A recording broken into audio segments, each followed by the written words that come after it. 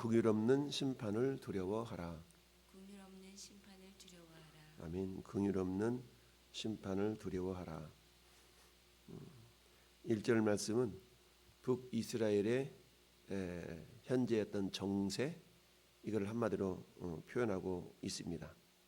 아합이 죽은 후에 모압이 이스라엘을 배반하였더라. 미가야 선지자를 통하여서 길앗 라모스로 올라가면 죽습니다.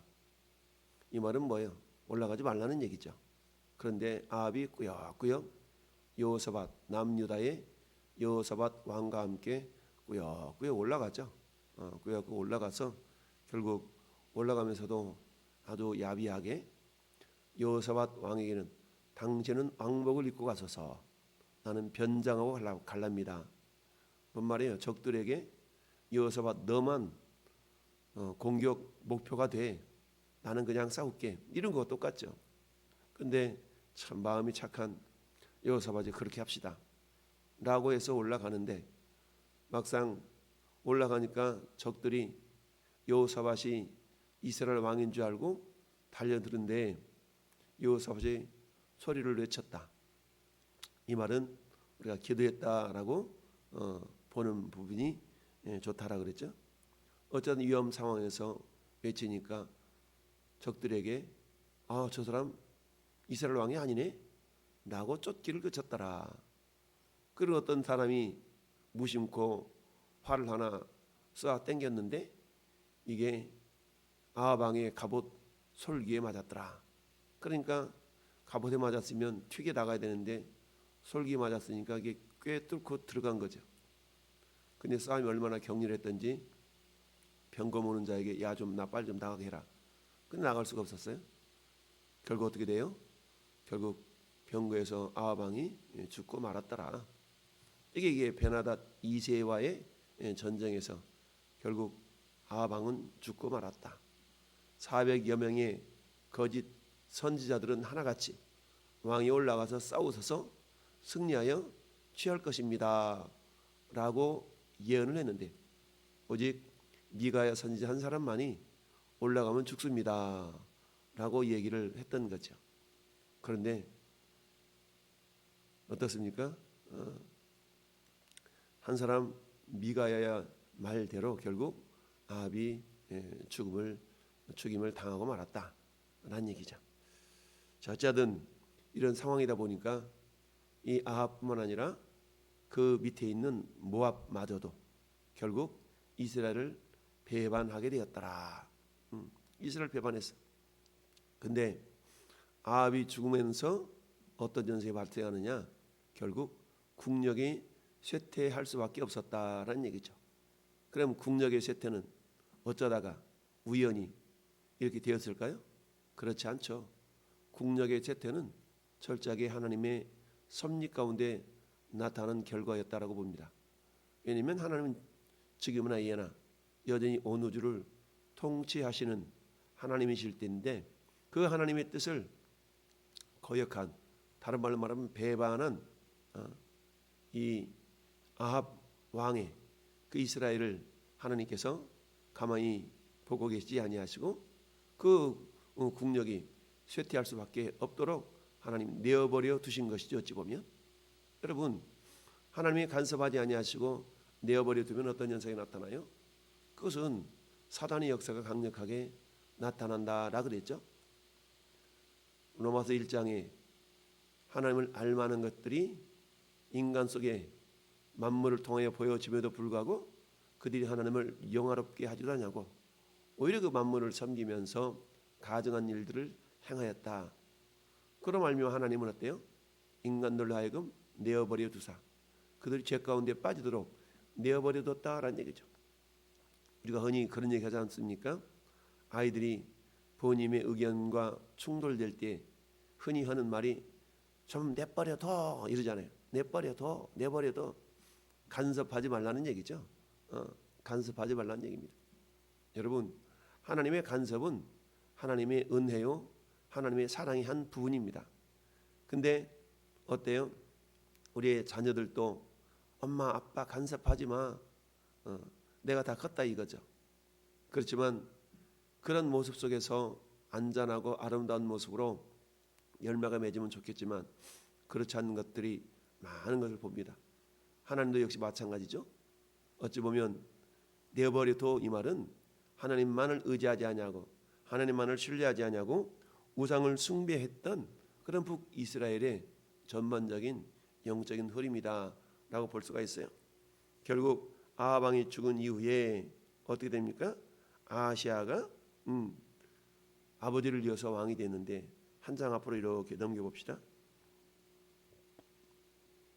51절, 52절, 53절 보니까 이스라엘 왕 아하시아가 어떻게 살았는가에 대해서 나타나고 있죠. 아합의 아들 아하시아가 사마리아에서 이스라엘 왕이 되어서 몇 년 동안? 2년 동안 이스라엘을 다스렸다. 왕이 되었는데 2년밖에 통치를 못했어요. 그건 왜 그래요? 오늘 본문에 있는 말씀처럼 너 죽어 라고 했더라 하면 그래요 하나님 제가 잘못했나이다. 그런데 이 아하시아는 여호와 앞에서 악을 행했다. 그리고 아버지의 길과 어머니의 길과 그러니까 아합의 길과 이세벨의 길과 그 다음에 여로보암의 길, 참 바알을 섬겨 그에게 예배하며 이스라엘 하나님 여호와를 노하시게 하기를 그의 아버지 온갖 행위와 같이 했다라고 얘기합니다. 한마디로 말하면 여기 모압이 이스라엘을 배반했다라고 말하잖아요. 그러니까 모압이 이스라엘을 배반할 수밖에 없었던 이유는 먼저 이 아하시아가 하나님을 배반했기 때문이다라는 얘기입니다. 하나님을 먼저 배반했기 때문에 하나님도 결국 그들이 적들이 그들을 배반할 수밖에 없도록 하나님이 역사하셨다라는 이야기입니다. 그렇습니다. 자, 에스겔 16장 59절 말씀에는 이렇게 기록하고 있어요. 나 주 여호와가 이같이 말하노라.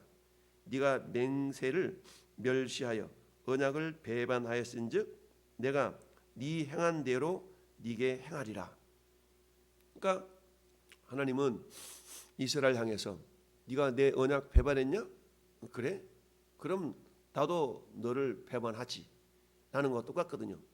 이 말은 흡사 민수기 14장 28절에 있는 말씀처럼 너희 말이 내게 들린 대로 내가 너에게 행하리라 라는 말씀을 생각나게 합니다. 여러분 우리가 하나님을 외면하고 배반하고 우상을 섬기게 되면 하나님은 우리에게 기회를 주시거든요. 그러지 마 라고 기회를 주셔요. 그럼에도 불구하고 지속적으로 하나님을 배반하면 하나님도 우리를 어떻게 해요? 내버려 두사가 되는 겁니다. 여러분 하나님이 내버려 둔다는 얘기는 곧바로 마귀의 밥이 된다라는 의미가 됩니다. 따라서 그동안 하나님의 보호하심이 있었음에도 불구하고 하나님은 아합 왕에게 회개할 기회를 여러 번 주셨잖아요. 암몬과 싸움에서 여러분 베나닷 1세와의 싸움에서 하나님은 아합에게 승리할 수 있는 그런 부분들을 여러 번 주셨지 않습니까? 기적적인 방법으로 승리케 하셨음에도 불구하고 어때요? 아합 왕은 잠시 회개한 것 같았지만 이내 우상 숭배를 멈추지 않았던 걸 봅니다.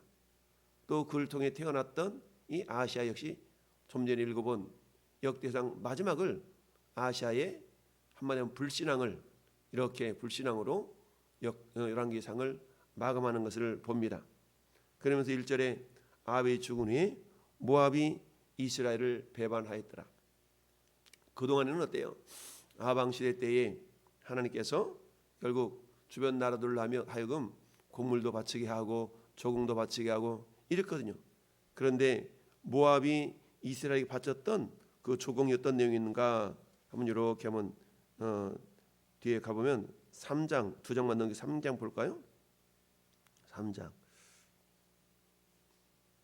4절 보니까 모압 왕 메사는 양을 치는 자라 새끼양 10만 마리 털 순양 10만 마리의 털을 이스라엘 왕에게 바치더니 5절에 아합이 죽은 후에 모압 왕이 이스라엘을 배반한지라라고 그랬죠.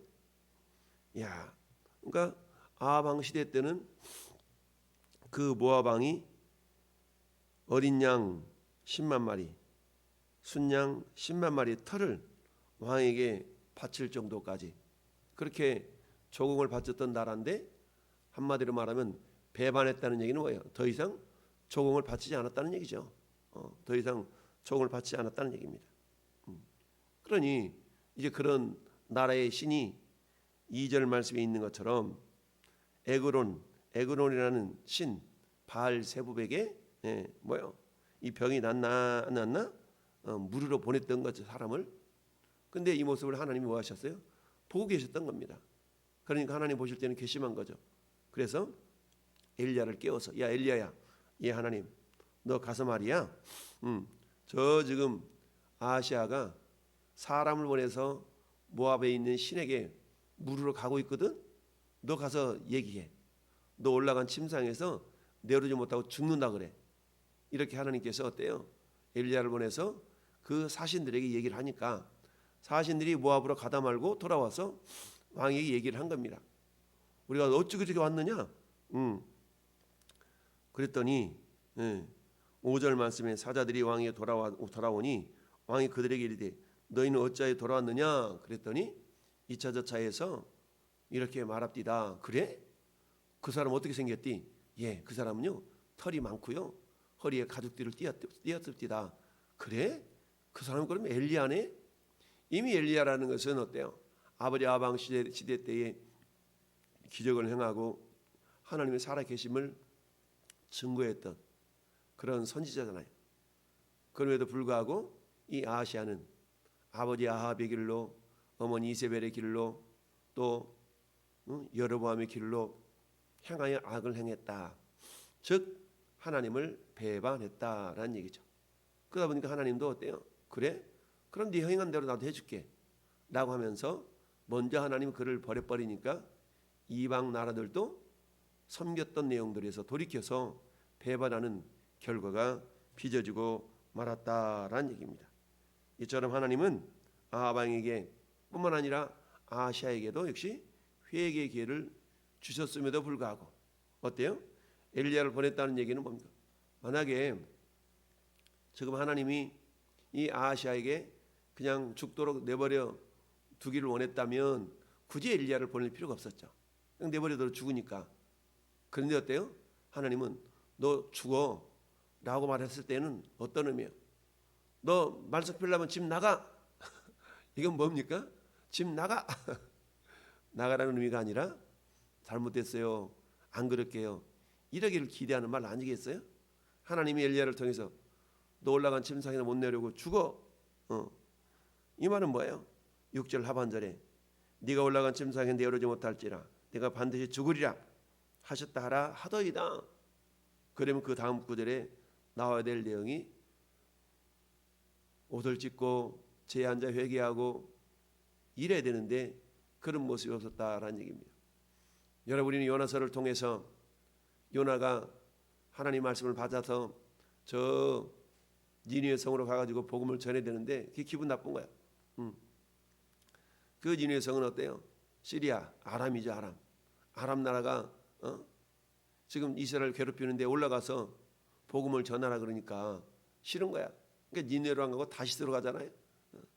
근데 하나님 어떻게 큰 물고기를 준비했다가 결국 바다에 던져진 이 요나를 덥석 물어서 결국 니느웨 그 해변가로 같이 떨궈 놓죠. 그리고는 하나님이 다시 여호와의 말씀이 두 번째로 요나에게 임하여 가라사대 너는 저 큰 성읍 니느웨로 들어가서 복음을 전해라 이러잖아요. 그러니 기분 나쁘지만 이제는 거기 갈 수가 없으니까 투덜거리면서 어때요? 니네 성으로 가면서 그냥 설설 외치는 거야. 슬슬 회개하지 않으면 망합니다 라고 했는데 이 소리가 왕에게까지 들리죠. 그러니 어때요? 의외의 반응이 나타나지 않습니까? 왕도 금식하고 신하들도 금식하고 심지어는 짐승들까지 금식하면서 회개하는 모습을 보이잖아요. 그러니까 하나님의 심판이 유보가 되죠. 이런 것처럼 하나님은 멸망을 선포한다는 얘기는 뒤집어 놓고 말하면 회개하라는 그런 하나님의 마음의 선포인 거죠. 그럼에도 불구하고 아하시아는 회개하기는커녕 어떻게든지 뻣뻣하게 엘리야에게 네가 그랬어? 라고 하려고 하는 그런 모습이 이어서 나오는데 결국 이 아하시아는 2년 만에 죽고 말았다. 하나님의 말씀대로. 왜 그랬어요? 결국 회개하지 않고 여전히 우상 숭배와 교만함 때문에 그랬다라는 얘기입니다. 교만은 멸망의 선봉이요 겸손은 존귀의 길잡이니라 라는 말씀처럼 결국 교만함은요 죽게 되어 있다는 얘기입니다. 사랑하는 성도 여러분, 오늘 본문 말씀을 통해서 우리는요 듣기 좋은 소리만 들으려고 그러잖아요. 책망의 소리 듣고 싶어하는 사람 없거든요. 근데 우리는 어때요? 그 누군가가 나에게 어떤 책망의 소리가 들려진다 할지라도 겸손하게 그 소리를 받아들일 수 있어야만이 우리 자신이 발전할 수가 있다라는 얘기입니다. 여러분, 난간에서 떨어져서 병들었어. 병들었으면 이스라엘 나라에 의원이 없어요. 이스라엘 나라에 선지자가 없어요. 그럼 이스라엘 나라에서 선지자를 찾아야 됩니다. 그러면 누가 위대한 선지자지? 아 그래, 우리 아버지 시대 때 그렇게 역사했던 그 선지자가 있지. 미가의 선지자도 있고 수많은 선지자가 있잖아요. 바알 앞에 무릎 꿇지 아니한 그런 7,000명이 남겨뒀는데 이처럼 하나님의 말씀을 외면하고 우상을 섬겼던 이 아하시아는 결국 하나님께서 회개할 기회를 주셨음에도 불구하고 그 기회를 놓쳐버렸던 거죠. 여러분, 기회라는 것은, 기회라는 전차, 이것은 어때요? 뒤통수가 없다고 그랬죠. 그리스 로마 신화의 기회의 신, 카이로스, 크로노스, 이 신의 모습을 우리는 기억을 합니다. 앞머리는 무성한데 뒷머리는 민둥머리라 그랬죠. 왜 그런다고 그랬어요? 기회라는 것은 내 앞에 있을 때 잡아야 되지만 지나가 버리면 잡을 수가 없기 때문에 그렇다라고 그랬죠. 뿐만 아니라 어때요? 이 기회 신의 모습은 발에는 날개가 달려 있다. 그만큼 쉽게 날아가 버리기 때문이다라고 그랬죠. 그리고 어때요? 한 손에는 칼이 들려 있다. 뭡니까? 기회가 다가올 때 우리는 결단하고 그 기회를 잡아야 되는데 그렇지 못하면 안 된다라는 그런 의미가 기회의 신이라는 그 형상에 나타나 있는 것을 우리가 볼 수가 있는데요. 어쨌든 오늘 말씀을 통해서 우리가 깨닫는 것은 긍휼 없는 심판을 두려워하라. 여러분, 하나님의 긍휼하심은 어떤 사람에게도 일단 기회가 주어집니다. 그런데 그 긍휼의 기회를 놓쳐버린다면 긍휼 없는 심판이 있게 된다라는 것을 우리가 알 수 있어야 됩니다. 히브리서 10장 28절 29절에도 동일한 내용이 기록되어 있죠. 긍휼 없는 심판이 있을 따름이다. 여러분, 저 여러분들에게 하나님은 날마다 긍휼을 베푸시는 자비의 하나님이십니다. 근데 하나님은 우리가 아무리 잘못했다 할지라도 그 잘못을 즉각적으로 너 잘못했잖아 라고 우리에게 책망하시지는 않습니다. 보시다가 하나님은 이런 모양 저런 모양으로 우리의 연약함을 이렇게 책망하시기도 하고 이렇게 깨우치기도 하시고 그러시거든요. 그럼에도 불구하고 우리가 돌이키지 아니했을 때는 어떤 일이 발생할 수 있어요? 내어버려 두사라는 말이 우리에게 적용될 수가 있다라는 사실을 기억하면서 하나님이 내어버려 두심이 그래 우리에게 자유를 주셨구나, 이게 아니라 내어버려 두심은 하나님의 심판의 또 다른 모습인 것을 기억하면서 오늘 하나님의 긍휼하심은 우리에게 우리의 연약함이 나타날 때마다 어때요? 사람을 통하여, 환경을 통하여 또는 말씀을 통하여서 우리에게 다가오신다라는 사실을 기억하고 그 하나님의 긍휼의 책망이 우리에게 주어질 때마다 우리 자신의 모습을 돌아보면서 우리가 회개하기에 빠른 자들이 되어져야 된다라는 사실입니다. 오늘 하루도 주님의 말씀을 빗대어서 우리 자신을 이렇게 돌아보면서 회개하기에 빠른 자, 더 나아가서 하나님의 긍휼하심이 멈추지 않고 그 긍휼하심이 사랑으로 이렇게 흘러갈 수 있기를 예수님의 이름으로 축원합니다. 아멘.